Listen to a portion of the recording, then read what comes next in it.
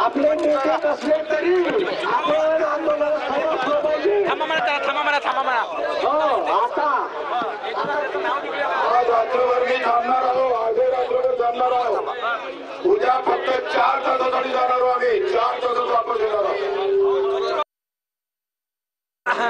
भाऊ दोन मिनिटं कॅमेरा लागू दे, कॅमेरा लागू भाऊ खाली हो ना दादा बसून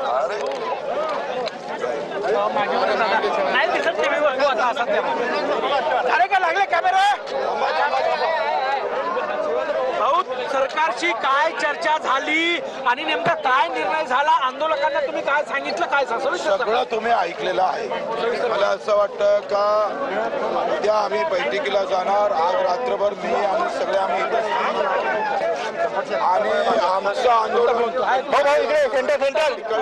जाम कमी होईल. कोणतं आहे 21 तारखेला आम्ही अनिकेत आपला ऑडिओ होत आहे ना 21 तारखेला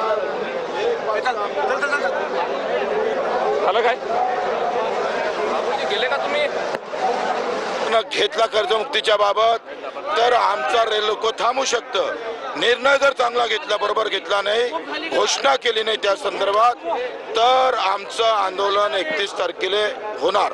बैठक कुठे होणार आहे, बैठक कुठे होणार आहे, रस्ता मोकळा करणार आहे का आंदोलन तेपर्यंत रस्ता मोकळा राजभवननं सांगितलंच. ग्राउंडवर लोक थांबतील ग्राउंडवर लोक थांबून मुंबईला बैठक होईल. मंत्र्यांनी शब्द दिलाय का जे राहणार आहे त्यांना त्रास होणार नाही उद्या, ते मुख्यमंत्र्यांनी शब्द दिला. म्हणजे रस्ता मोकळा करून तुम्ही ग्राउंडवर मुक्कामी असणार आहे सगळे आता ग्राउंडवर जाणार आम्ही आणि सगळं आता पूर्ण रस्ते मोकळे करून देणार आहे. रस्ते मोकळे होणार. रस्ते आंदोलनाचं हे पहिलं यश म्हणता येईल की सरकारशी सकारात्मक चर्चा अजून यश घेज नाही म्हणतायत. आमचं आंदोलन संपलं नाही, लक्षात घ्या. काय वाटते सकारात्मक आमचं आंदोलन संपलेलं नाही, फक्त चर्चेसाठी जात आहोत. याचा अर्थ आंदोलन संपलं नाही. चर्चेची वेळ स्पष्ट झालेली आहे का?